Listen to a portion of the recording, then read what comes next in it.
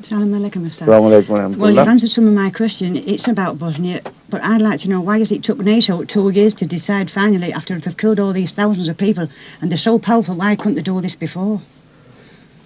Before, what do you mean? You know, when it first started, why let it go on for 2 years? You see, what they were hoping, privately, was that it would not go on for that long. No. They thought the Bosnian resistance would be finished off in a matter of weeks, if not weeks and months. Because on the one hand, there was a poor people who were already, speaking in terms of defense, were incapable of fighting a much bigger army, which was much better equipped in all sorts of weaponry and aeroplanes and guns, etc., and with all the logistic cover they had to their advantage. So they thought there was no hope for them. They could not survive. And again, they were disarmed. That is the greatest tragedy. The most evil tragedy that human history has witnessed. This is United Nations.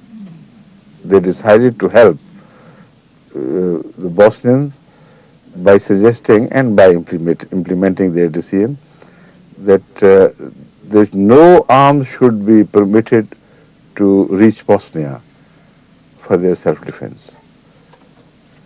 The rifles, the mere rifles which they had, were without bullets.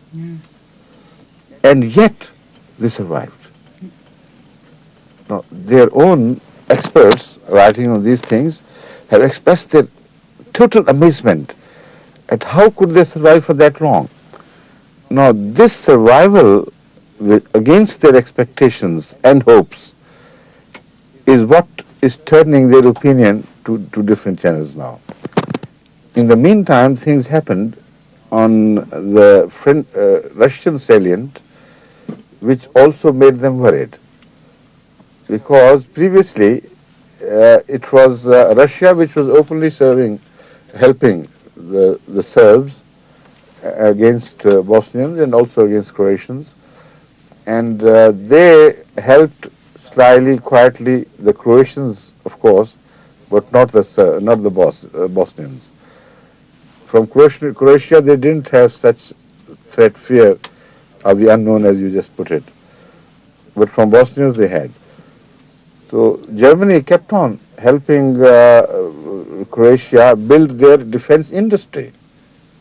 And now they are much more powerful than 2 years before. But Bosnia was left without any help, without any arms, and even without food.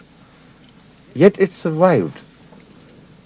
In the meantime, as I've said, things have changed on the Russian salient, and there Russia is no longer as safe to them as it appeared to be in the first, hobnobbing with them, which took place after the fall of Berlin Wall, etc., etc. That